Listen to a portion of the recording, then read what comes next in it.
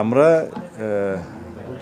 দায়িত্বে আসার পর এ পর্যন্ত যতগুলো হেনিয়াস ক্রাইম এই জাতীয় হয়েছে, আপনারা কি কেউ একটা ক্রাইমের ক্ষেত্রে বলতে পারবেন যে পুলিশ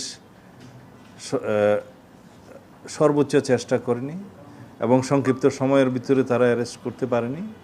একটাও নেই। আমার কাছে তালিকা সবগুলো আছে। যদি তার ব্যত্যয় কিছু হয়ে থাকে আপনারা প্রশ্ন।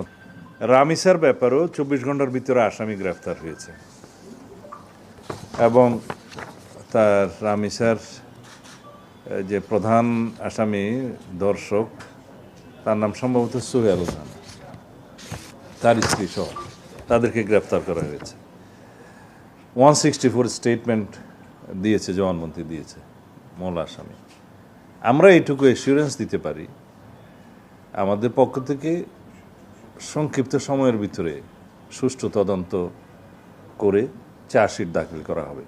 বিচারের দায়িত্ব আদালতের।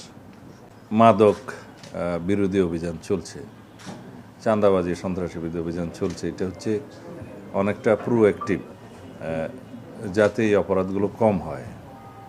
কিন্তু এই জাতীয় অপরাধগুলো, ধর্ষণ, হত্যা, এগুলো হচ্ছে সংঘটিত হওয়ার পরে পুলিশের যে অ্যাক্টিভিটিস, যে করণীয়, সে বিষয়ে আমি বলতে পারি। বিচারহীনতার যে বিষয়টা সবাই সবসময় বলে থাকে, এটা সর্বক্ষেত্রে সঠিক নয়। কিছু কিছু ক্ষেত্রে বিচার বিলম্বিত হয়, সেই জন্য মানুষ মনে করে হয়তো বিচার পাবে না।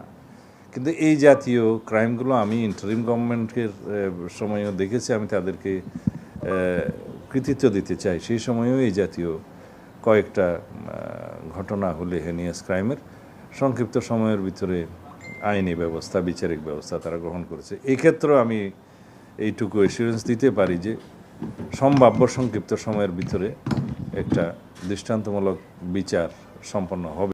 কিছু অপরাধ আছে, সেটা অপরাধ কমানোর জন্য প্রোঅ্যাক্টিভ কাজ করি আমরা। যেমন